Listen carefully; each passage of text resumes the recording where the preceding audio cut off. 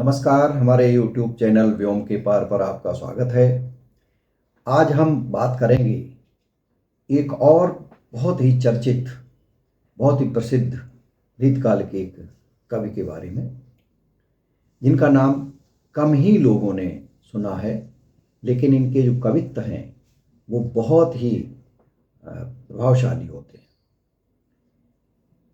ये कवि हैं ग्वाल कवि। आज हम ग्वाल कवि के बारे में बात करेंगे। ग्वाल कवि मथुरा के रहने वाले थे। ब्रजभाषा के बहुत अच्छे कवि थे।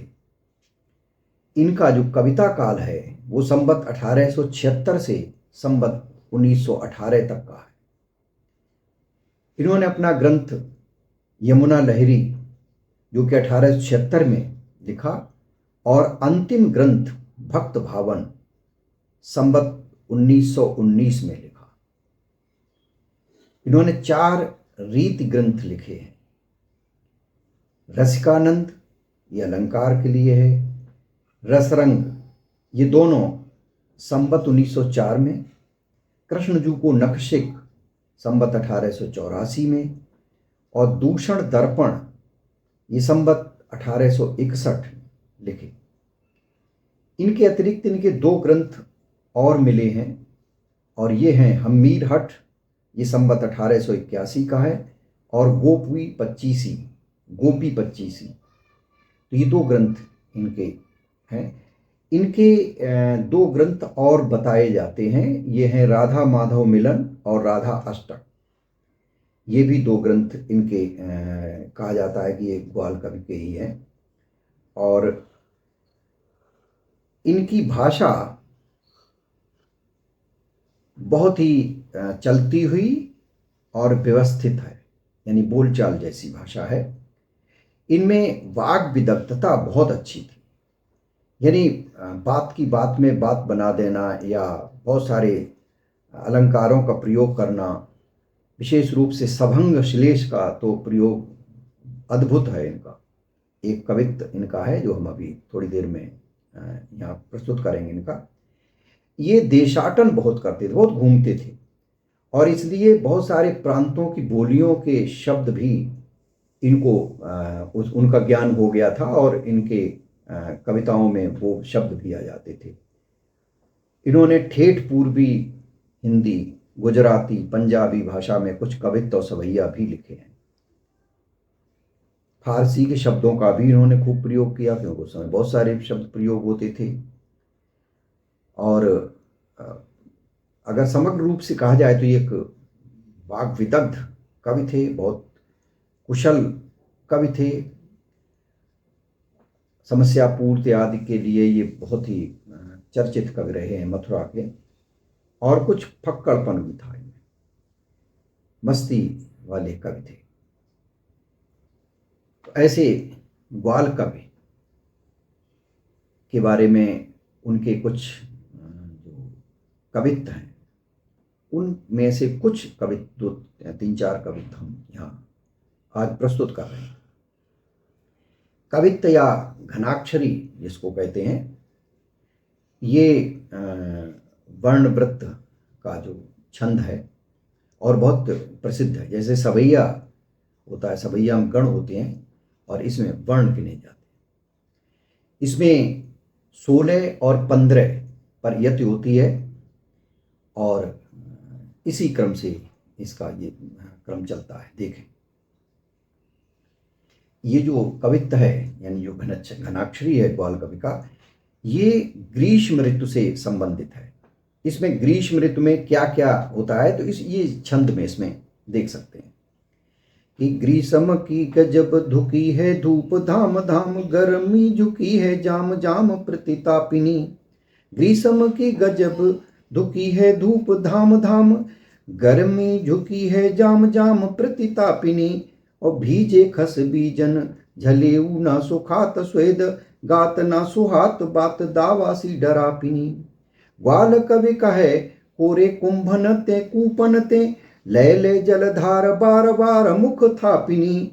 और जब पियो तब पियो अब पियो फेर अब, पीबत हूँ पीबत मिटे न प्यास पावनी।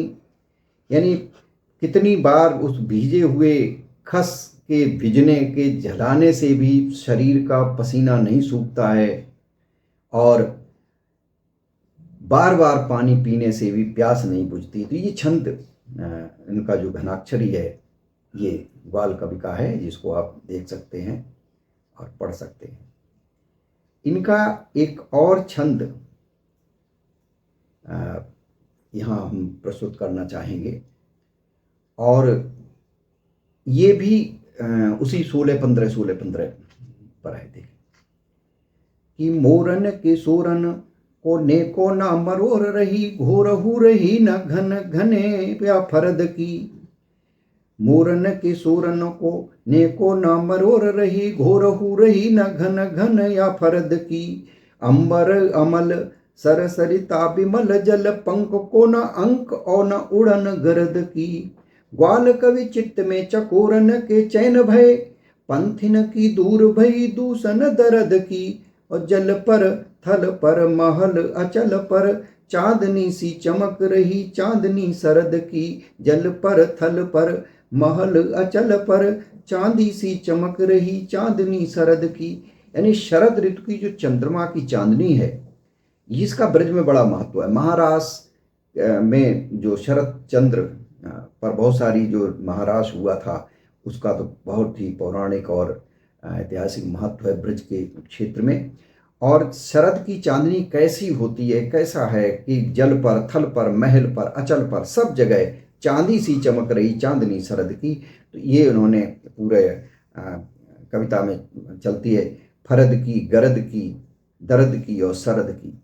कई बार ये कहा जाता है कि केवल जो काफिया और रदीफ केवल गजल में होता है। बहुत सारे लोगों मैंने सुना है कि वो ये कहते हैं, लेकिन हिंदी के छंदों में घनाक्षरी में काफिया और रदीफ का, यानी जिसको उर्दू में काफिया रदीफ कहते हैं, ये बहुत ही अच्छी तरह से निर्वाह हुआ है। बहुत बड़ी मात्रा में इसको पाया जाता है। जैसे अब फरद की, गरद की, दर्द की और शरद की, तो ये आप देख सकते हैं। और ये एक छंद जो कि शरद की चांदनी किस तरह से फैली हुई है, उसका वर्णन यहाँ ग्वाल कवि ने किया था। अब एक और छंद, इस छंद में अलंकार तो है ही, अनुप्रास अलंकार की आपको छटा मिलेगी। जो विशेष रूप से जो प्रतियोगिता परीक्षाओं में बैठते हैं किसी प्रकार की, तो बहुत सारी चीजें यहाँ से मिलेंगी। ग्वाल कवि के पूछा भी जाता है। और इसमें सभंग श्लेष का एक बहुत अच्छा उदाहरण है। सभंग श्लेष यानी शब्द के को इकट्ठा करके और शब्द को तोड़ के उसका अर्थ अलग बदल जाता है। ऐसे बहुत सारे प्रयोग रीतकाल में कवियों ने किए हैं। ग्वाल कवि ने भी ऐसे बहुत सारे प्रयोग किए हैं।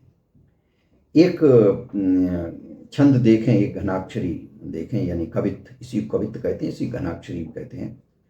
कि ये कल्पना इसमें की गई है कि अगर जिसकी इस संसार में चाहना नहीं है, उसकी उस लोक में, यानी स्वर्ग की अगर कल्पना की गई है, तो वहां भी उसकी चाह नहीं है। और जिसकी यहाँ चाह है, उसकी वहां भी चाह है। ये शायद किसी समस्या पूर्ति के लिए ये लिखा गया था।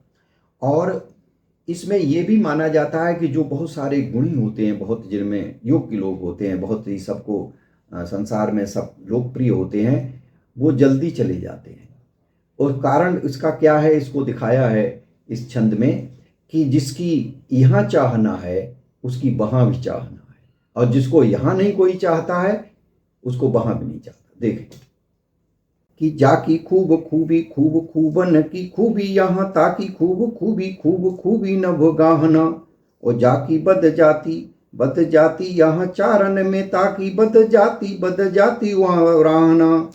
और ग्वाल कवि वे ही पर सिद्ध जो है जग, वे ही पर सिद्धि ताकि यहाँ वहाँ सराहना। और जाकी यहाँ चाहना है, ताकि वहाँ चाहना है, जाकी यहाँ चाहना है, ताकि वहाँ चाहना। जाकी यहाँ चाहना है, ताकि वहाँ चाहना है, जाकी यहाँ चाह ना है ताकि वहाँ चाह ना। यानी जिसकी यहाँ चाह है उसकी वहाँ भी चाह है, जिसकी यहाँ चाहना है उसकी वहाँ चाहना, जिसकी यहाँ चाह नहीं है, चाह ना है, उसकी वहाँ भी चाहना है। तो ये एक प्रयोग था। और एक और छंद देखें इन्हीं का कि इसमें ये कहा है कि ये भी एक अध्यात्म से जुड़ा हुआ छंद है कि भाई जो कुछ है, बड़े बड़े राजा, राव, उमराव या कोई भी, चाहे बड़ा हो या छोटा हो, गरीब हो या अमीर हो, सबको जाना ही जाना है और कुछ भी नहीं ले जाना, चाहे कोई भी हो। इसलिए नेकी करो, अच्छे काम करो, लोगों का के साथ अपना व्यवहार अच्छा रखो, और यही इस लोक में इस जन्म की सार्थकता है। देखें,